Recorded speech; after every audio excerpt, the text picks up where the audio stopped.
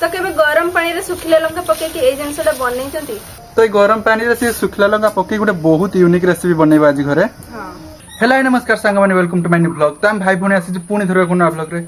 तो आज आम घरे बनैया गोटे बहुत यूनिक रेसिपी माने गरम पानी रे सुखला लंका पके कि गोटे बहुत बढ़िया जिनस आज घरे बनैबा दीदी। हां आमे पकेबू माने गरम पानी रे सुखिला लंका आज पकेबू देखबरते गोटे कि दीटा नय गोटे प्लेट पूरा सुखिला लंका गरम पानी रे आज पड़ियो। आ गरम पानी रे सुखिला लंका पड़ी कि आज किस जिनसटा बनाउ छ अपन माने वीडियो देखो तने जानि परिबे। तो चलंत बेसी देर न करी गरम पानी रे पकेबा सुखिला लंका। तो एडी गरम पानी रे सुखिला लंकाटा पकेया पई देखिबरते गोटे प्लेट पूरा फुल नै नै छ सुखिला लंका। आ एटा बहुत माने राग अछि माने गरम पानी रे पकिबा आगुरु हमें बंखी गुडा को छिडी दो आ दिखंड करी के हमें पकेबा थाली रे। हां तो फास्ट गरम पानी रे तो सब सुखिला लंका पड़िबो ता पूर्वरु लंकार बंखीटा कर दो आ दिफाळ कर दो ना। हां माने भल से एटा छिडिया पई पड़िबो कारण हाथ रो लागिले लंकाटा बहुत राग अछि माने पुडीबो हाथ बहुत। हां लंकाटा मु छिडी सारी की तापर साबुन लो हाथ धोया पई पड़िबो मते। मतलब हाथ रो अवस्था रहिबानी। तो अपन लंका केवल तरकारी रांधि खाइथिबे किंतु एमती जिनस दीदी आज बनाउची जोटा कि आपनकर पूरा फेवरेट हे जियो ठीक अछि। आ ए जिनसटा मार्केट रे मिले बहुत दाम रे अपन माने देखिने जानि परिबे। हां तो लास्ट रे अपन माने देखले ही जानि परिबे आमे किस बनाउ छे।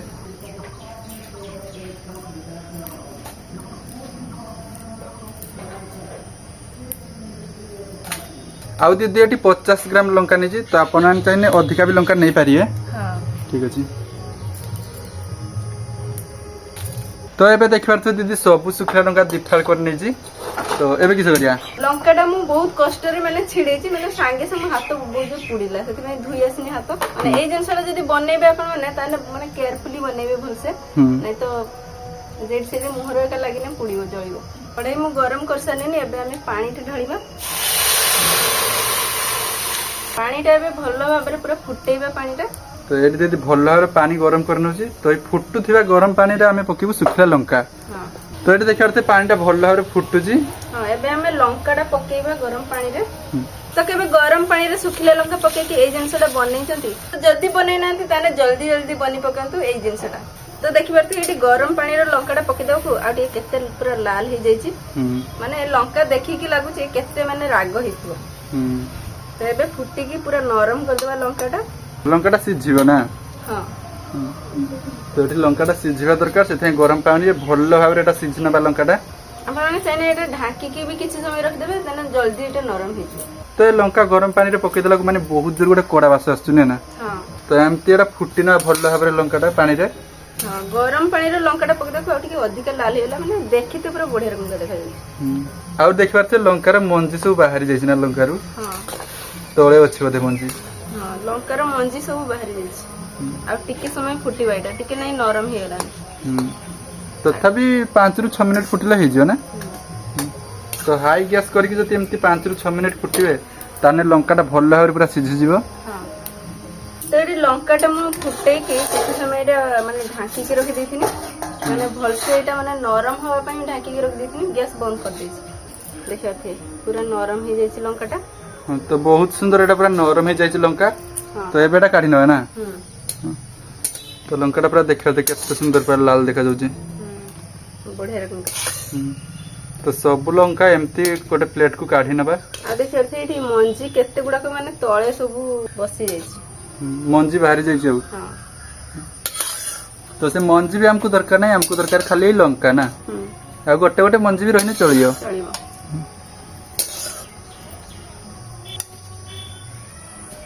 तो लंका हमको एबे ग्राइंडिंग करते हबो तो ग्राइंडर जार रखी भल भाबरे ग्राइंडिंग कर दवा ना। हां आ मु जम्मा भी हाथ लगोनी कारण ए लंकाटा को देखि की डर लागछि बडा कोहळिबो जेठ लाग जियो। ए जिनसटा बनैला बेले माने सबले चामच यूज करिए ठीक अछि। हां माने हाथ रे जमा लगेबेनी लंका। तो एबे हमें रसुण किछि पके देबा। रसुण भी दरकार ना। हां तो एठी दीदी नै नै 6-7 टा रसुण। हां रसुण किछि देई के एटा को बाटी देबा हमें जमा भी पानी एथिरे पकेबानी। तो एठी देखिबार थे लंकाटा भल्लो भाबरे पूरा पेस्ट हे जाइछि आ एथिरे मु पानी दे के एटा पेस्ट करछि मु भूली जाइथिन कि कहिया पई एमती पानी दे के लंकाटा पेस्ट करते हो ना। हां तो आउ अल्प टिके अछि मु सेथिरे पके दिछि।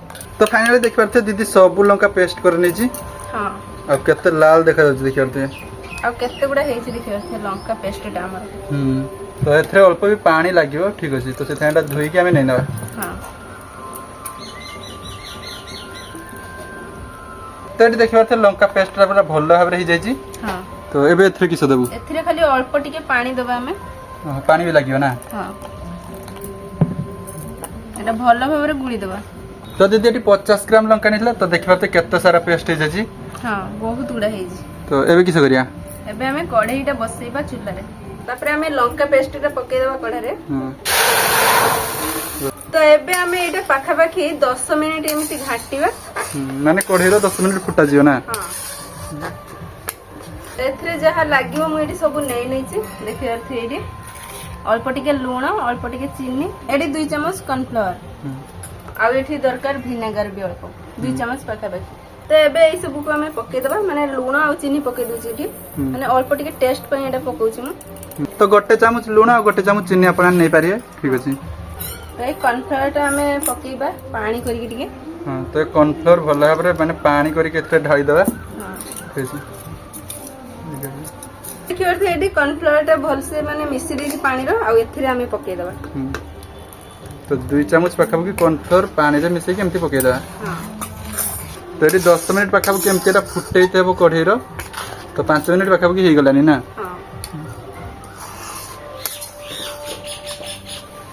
तो पाखा पाखी एटी 10 मिनिट मु एटा फुटै नै छी आ देखिबार थी केते टिके बहलिया हे जाई छी तो एबे हमें पकैबा एथिरे विनेगर तो एटा मु अधिक दिन रखिमी सेति पई मु विनेगर पकोइ छी 2 चम्मच आपण जदी 15 दिन की 20 दिन रखि ताने एथिरे लेंबू रस भी देई परिबे तो लेंबू रस भी एथरे पकेले बहुत दिन रहिबो किंतु माने सेते भी बेसी दिन रहियोनी हां किंतु विनेगर रखि माने पकै नै अधिक दिन रहिबो हां तो सेते मने करी विनेगर टा पकेबे एथरे तो एबे हमर हे गला घरे तयारी करथिबा रेड चिली सॉस आ एटा आपण माने मार्केट रो बहुत दाम दे के आनती किंतु मात्र 15 टका खर्च करके हमें घरे बनै देले केते सारा देखियो छै रेड चिली सॉस माने खाली सुखिला लंका आनिया पई पडिला आ रसुण लूण आ चीनी ए सब तो आपण को घरे थिबो किंतु जदी विनेगर देबे सेटा टिके आनते पडियो विनेगर जदी देबे अधिक दिन रखे पई ताने आनी परियो नै तो लेंबू रस भी दे परियो किछ असुविधा नै आ एथरा जम्मा भी किछि कलर दिया नै देखियो एथे कलर टा केते सुंदर हे छी खाली लंका रो कलर टा हे छी केते लाल देखा जाय छै आपण देखि परथि घर तयारी रेड चिली सॉस पूरा रेडी हे जाय छी एबे हमें गोटे प्लेट को काढी नबा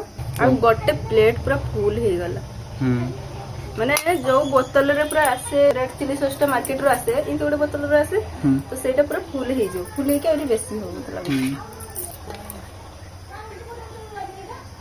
तो गरम पानी रे सुखिला लंका पके की देखियो थे हमें घरे बनै देले रेड चिली सॉस आ एटा एते पूरा फुल हे जाई छी और कढ़ा रे अछि भी एते फुल हे जाई छी मु टेकी की धरि परनु कारण एटा लंका टा हाथ रो लागिने बहुत जोर माने बहुत जोर पुड़ीबो तो देखिबा ते केते सुंदर रेड चिली सॉस हमर घरे हे जी आ मात्र 15 ରୁ 20 टका खर्च करके हम एते सारा रेड चिली सॉस बनै जे ठीक अछि आ एटा बहुत दिन जाई भी रहिबो देखा जाय पूरा मस्त तो बहुत सुंदर है घरे रेड चिली सॉस आ मात्र 15 ରୁ 20 टका हम खर्च करी बनै जे आ अपन माने जो मार्केट रो रेड चिली सॉस आनथि सेथिरे बहुत केमिकल थाए किंतु हमें बिना केमिकल रे बहुत माने केमिकल फ्री रे बनै दै छी बहुत सारा रेड चिली सॉस आ अपन माने चाउमीन की मंचूरियन माने जहां भी बनै के एथिरे खाइ पारिए ठीक अछि चिकन पकोड़ा भी बनै खाइ पारिए आपण तने एटा तरकारी रे भी पकै पारे जे कोनोसी झोल तरकारी बनेने भी पकै पारिबे एटा तो था आज कर वीडियो एतके अपन माने लाइक करंतु चैनल को जति न आस्ते सब्सक्राइब करंतु रोजी बाय रोजी बाय